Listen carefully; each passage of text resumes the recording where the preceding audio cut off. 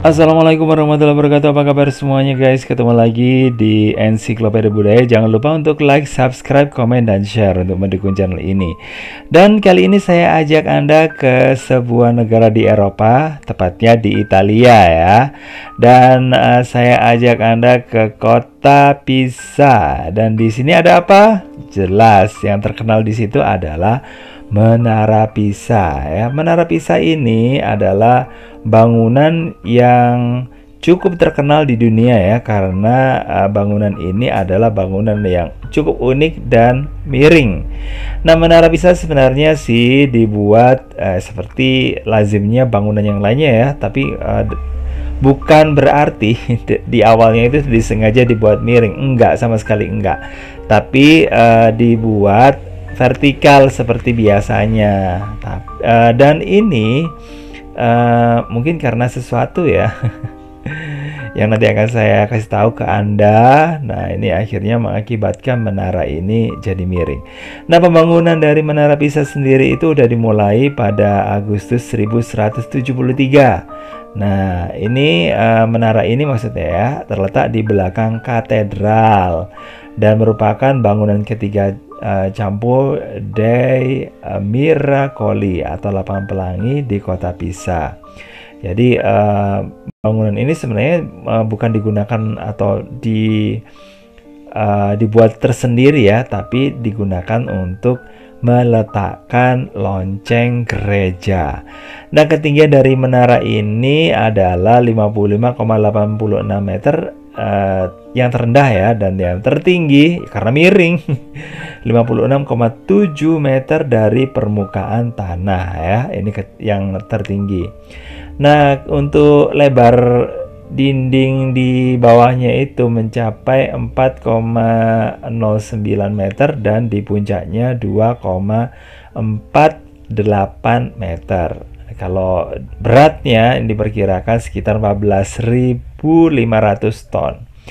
Nah, Menara Pisa ini memiliki 294 anak tangga. Nah, dengan adanya menara ini, akhirnya ya tempat ini bisa jadi jadi mendatangkan uang gitu ya, karena banyak wisatawan yang datang ke sini hanya untuk melihat tempat ini miring dan digunakan untuk foto-foto gitu ya. Dan dulu sih sempat wisatawannya itu naik-naik ke ini ya, ke bagian atas, tapi karena ini ya, beban yang tambah berat, tambah ini semakin banyak wisatawan, dan akhirnya menambah kemiringan dari ini dikhawatirkan ya akan merobohkan menara tersebut. Makanya menara kemudian ditutup dan hanya diizinkan di luarnya saja. Kasihan banget ya untuk pengunjungnya ya.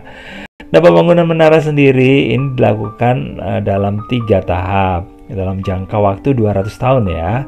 Nah, pembangunan lantai pertama dari Campanile yang berbatu marmer putih dimulai pada 9 Agustus 1173 yang merupakan era kesejahteraan dan kejayaan militer. Nah, lantai pertama dikelilingi oleh pilar dengan huruf klasik yang mengarah miring terhadap kelengkungan. Sebenarnya sih menara miring tersebut itu seharusnya berdiri tegak setinggi 55 meter ya. Tapi karena menara miring bisa dibangun di atas tanah yang nggak stabil, menara itu akhirnya miring dari garis lurus sepanjang 5 meter. Dan ada ini ya, kontroversi mengenai siapa sih arsitek dari Menara Pisa tersebut ya, menara miring itu, maksudnya identitasnya ya. Nah, selama beberapa tahun lamanya desainer dipredikatkan pada seorang seniman lokal terkemuka abad ke-12 di Pisa yang populer oleh cetakan perunggunya, khususnya di Pisa Duomo. Ini namanya adalah Buonanno Pisano, meninggalkan Pisa pada tahun 1185 menuju ke Monreale di Sisilia, masih di ini ya, di Italia juga sih.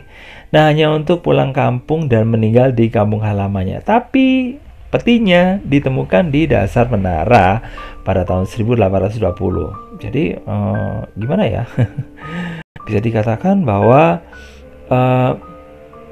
meninggalnya di tempat lain, kenapa kok eh, ditemukan di situ ya? Nah, apakah dia dibunuh? Ya, siapa yang tahu ya. Oke guys, seperti yang saya katakan tadi, mengapa sih Menara Pisa itu berdiri miring? Ya, gini guys, ternyata pembangunan Menara Pisa ini dibuat di atas tanah yang tidak padat karena tanahnya itu mengandung tanah liat, pasir halus, dan kerang gitu.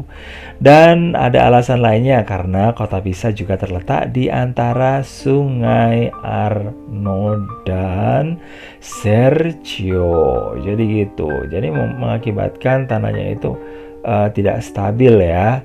Dan melihat hal itu, pembangunan Menara Pisa dihentikan sampai 100 tahun kemudian ya. Dan karena itu juga ada perang yang terjadi di Pisa. Meski dihentikan, ternyata membantu tanah di bawah Menara Pisa itu mengendap. Pembangunan dilanjutkan kembali dan Menara Condong yang ke arah utara 0,2 derajat. Nah, para pekerja kemudian membangun bagian lantai 7 sehingga membuat Menara Condong ke arah selatan sampai 1 derajat ya. Jadi ganti-ganti ya condongnya. Nah, pembangunan kembali dihentikan sampai 100 tahun. Nah, selama terhenti, menara semakin miring 1,6 derajat ke arah selatan. Nah, para ahli kemudian memutuskan untuk membuat sisa menara lebih tinggi di bagian utara. Tapi beban di bagian tersebut justru membuat menara tenggelam ke tanah dan makin miring sampai 5,5 derajat ke selatan.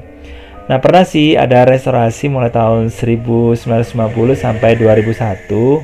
Ini ya akhirnya membuat menara sedikit stabil. Saat ini menara Pisa masih bersandar ke selatan dengan kemiringan 3,99 derajat ya.